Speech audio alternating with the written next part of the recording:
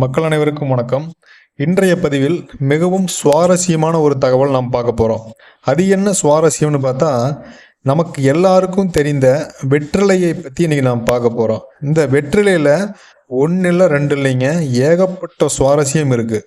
அதாவது விருந்தோம்பல் முதல் கொண்டு கணவன் மனைவி உறவு வரை இந்த வெற்றிலை எவ்வாறு உபயோகப்படுது, அதை உண்ணும்போது குறிப்பாக உச்சி முதல் உள்ளங்கால் வரை அப்படிங்கிறது இன்றைக்கி நாம் பார்க்க போகிறோம். உங்களுக்கு வெத்தலை போடுற பழக்கம் இருக்குது அப்படின்னா ஒரு லைக் பண்ணிக்கங்க. நம்ம சேனலை இப்போ தான் ஃபஸ்ட் டைம் பார்க்குறீங்க அப்படின்னா சப்ஸ்கிரைப் பண்ணிக்கங்க. அப்படியே பெல் ஐக்கானை ஆன் பண்ணிக்கங்க. வெற்றிலை அப்படிங்கிறது சிறந்த விருந்தோம்பலுக்கான முடிவுரையாக இன்றைக்கும் நாம் நடைமுறையில் வச்சுருக்கோம். அதாவது சாப்பிட்டு முடிச்சதுக்கப்புறம் கடைசியாக கை கழுவுனதுமே வெத்தலை வாக்கெல்லாம் எடுத்து கொடுத்து அந்த விருந்தை சிறப்பாக்கிடுவாங்க.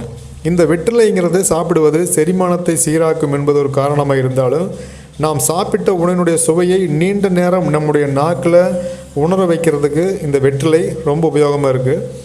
அத்தகைய வெற்றிலை பல உடல் நல பிரச்சனைகளுக்கு வீட்டு வைத்தியமாக பயன்படுகிறது.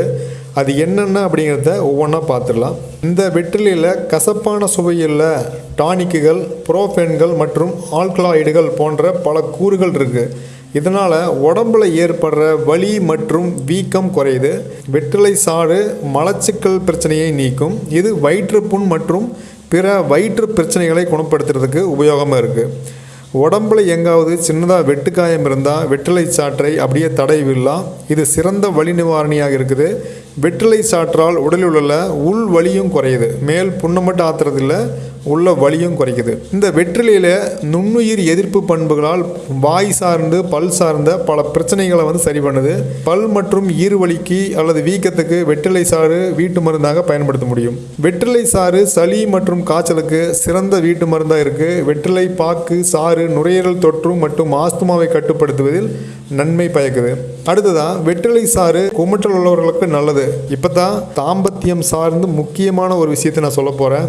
இந்த வெற்றிலை சாறு பால் உணர்வை அதிகரிக்கிறது. அதாவது கணவன் மனைவி தாம்பத்திய குறைபாடு இருந்துச்சுன்னா இந்த வெற்றிலை சாறு அல்லது வெற்றிலை போடும் பழக்கம் பால் உணர்வை அதிகப்படுத்துது. அதாவது செக்ஸ் வாழ்க்கையில் ஈடுபாடு குறையுது அப்படின்னா இந்த வெற்றிலை சாப்பிட சாப்பிட அதனுடைய ஆர்வம் அதிகப்படுத்துது.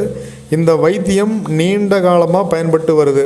பழைய படத்துலலாம் பார்த்தீங்கன்னா வீட்டுக்காரர் கட்டில் கொண்டிருப்பார், வீட்டுக்காரம்மா கீழே உட்காந்து வெத்தலை மடித்து கொடுத்துட்டு இருப்பாங்க. அவரும் பேசிகிட்டே அந்த வெத்தலை வாங்கி சாப்பிட்டு இருப்பார். அது அப்போ ஏதோ நியாயம் பேசுகிறாங்க அப்படின்னு நமக்கு தெரிஞ்சுது.